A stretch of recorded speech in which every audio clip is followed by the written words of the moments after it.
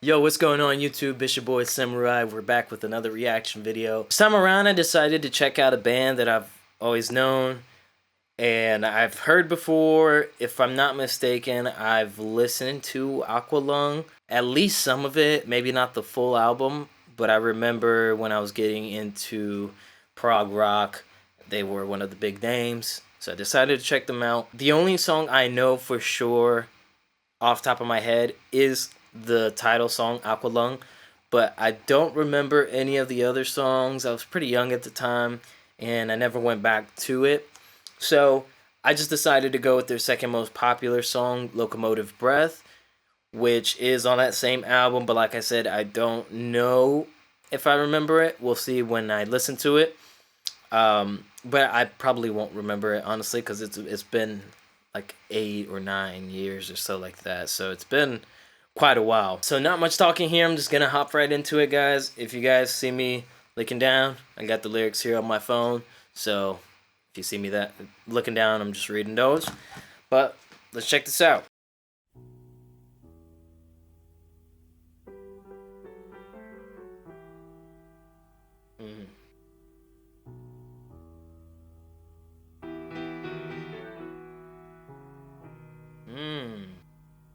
Very classical centered piano playing here.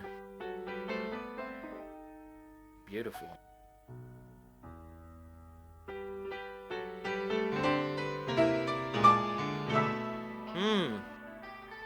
Ooh.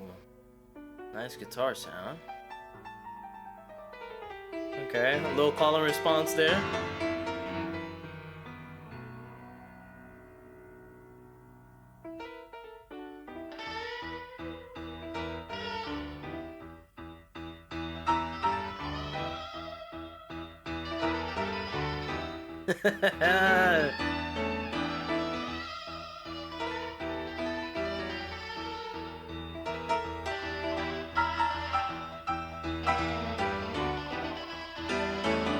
Yeah. Love the conversation going on right now.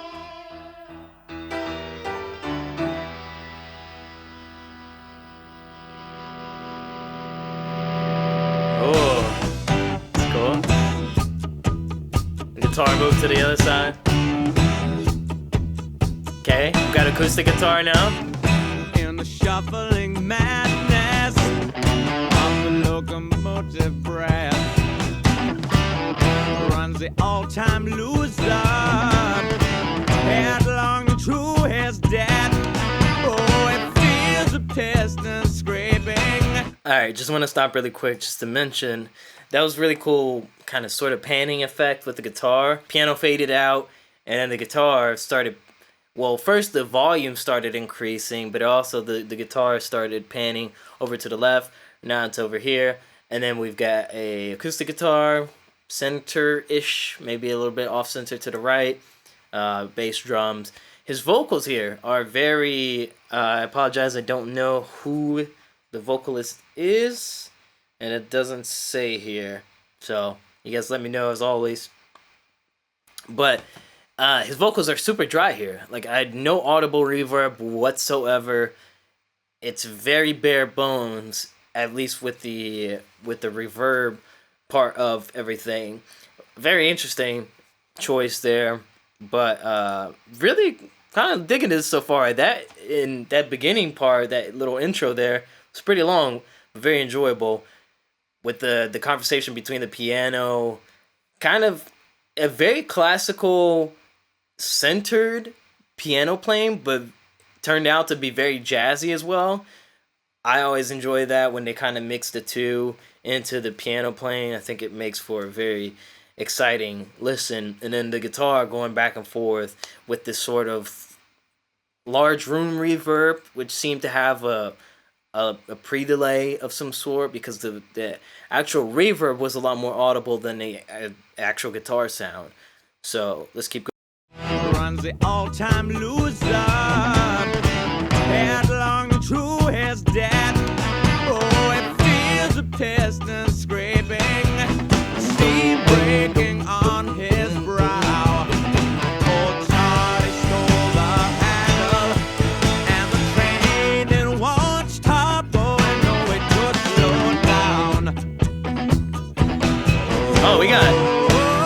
pan to the right. Very unusual. He sees his children jumping off the stations one by one. His woman and his best friend in bed and having fun.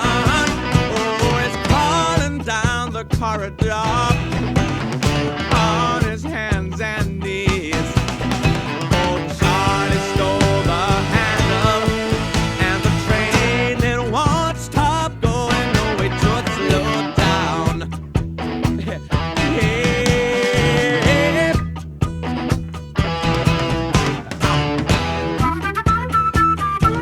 Oh!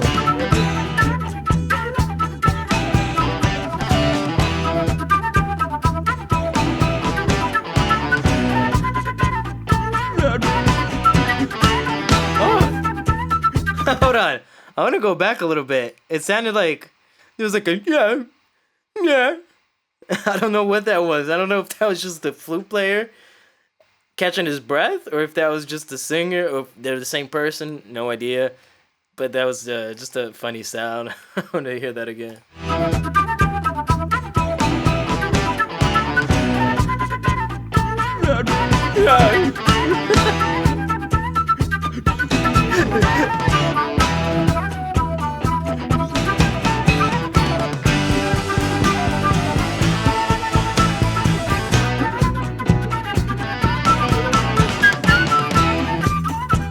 Oh, got a little tambourine action.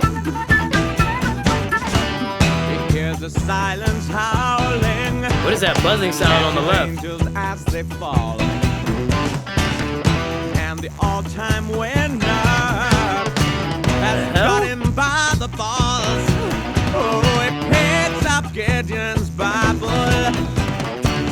Open at page 1. I thank God he stole the handle, and the train it won't stop. Oh, no, it should slow down.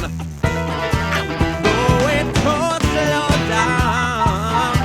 No, it should slow down. No, it should slow down.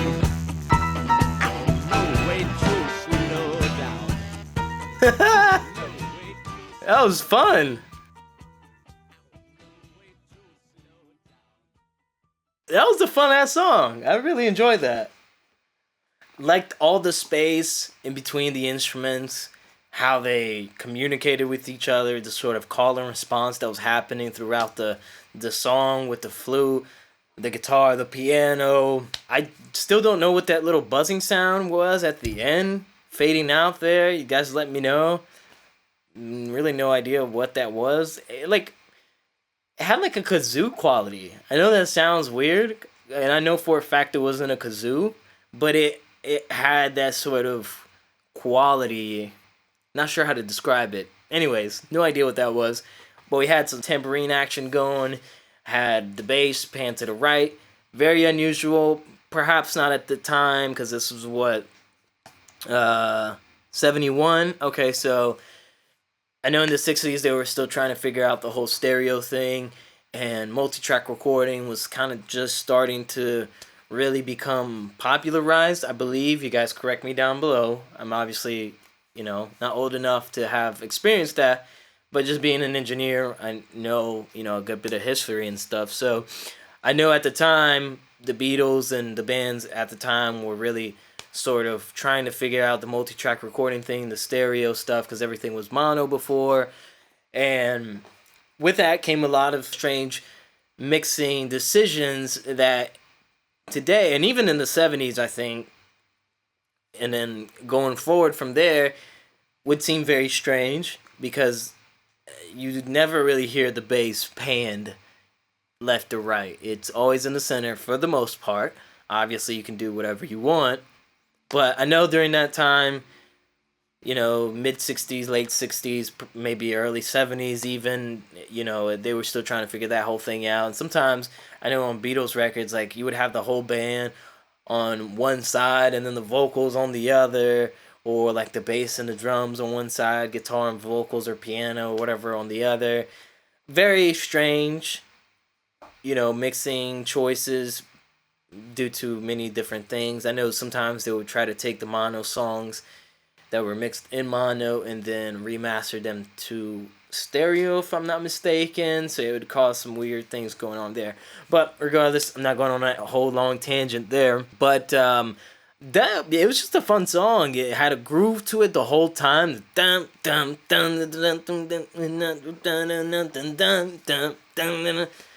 Flute, amazing. Flute solo, you never really hear that. Incredible. Great playing from everyone else. The piano, top tier. Vocal delivery, very nice, very dry. No reverb whatsoever. Delay, none of that. At least nothing that's really audible. Drums, bass, everybody did a wonderful job here. So, I was just reading through the lyrics here, and then on Genius, they have a little annotation here from Anderson. I apologize, I don't know the full name or if that's the singer or whoever. It says here, Anderson describes an impending and unavoidable train wreck. In a 2013 interview with Carl Weiser, Anderson said this about Locomotive Breath.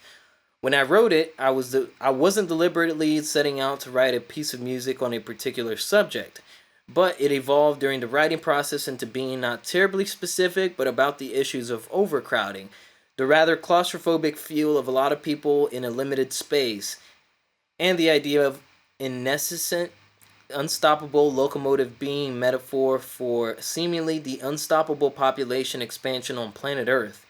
When I look at it today, it does for me become very crystallized in being a song about unmanageable population expansion. It's something that concerns me even more today than it did back when I wrote it, when the population of the planet Earth was about 2/3 of what it is today. Damn, that's crazy. That the population has grown that much in this short amount of time. I mean, 50 years. And, we've seen a third population growth from back then. That's really crazy to think about.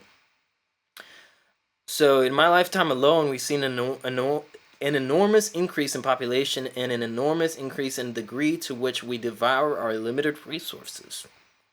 Very true. And, it's true. The ball is rolling. There's not really much we can do about it at this point, as with a lot of issues. But I really enjoyed that song, guys, so please send me some more Jethro, Tull, and just more prog rock in general. There was a time in my life where I was listening to a good bit of it, but I still, there were still many bands I didn't check out, a lot of songs, a lot of albums I didn't check out. And since then, I have fallen a little bit behind on the prog rock thing. So I'm want to get back into it, want to discover some more. So let me know, guys. And hope you enjoyed the reaction. This has been Samurai. Arigato and sayonara.